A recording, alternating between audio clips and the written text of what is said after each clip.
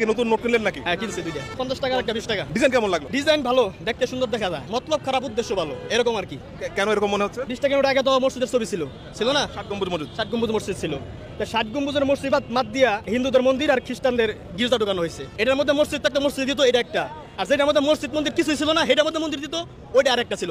কিন্তু যেটার মধ্যে মসজিদ ছিল ওটার থেকে মসজিদ বাদ দিয়ে মন্দির ঢোকানো হয়েছে। এমনি তো কত সংস্কৃতি আমাদের আছে, যে সংস্কৃতি আমরা সবাই গ্রহণ করতে পারি। প্রকৃতি, হ্যাঁ প্রকৃতির সৌন্দর্য আছে, আমাদের সংসদ ভবন আছে, কারো আপত্তি নাই।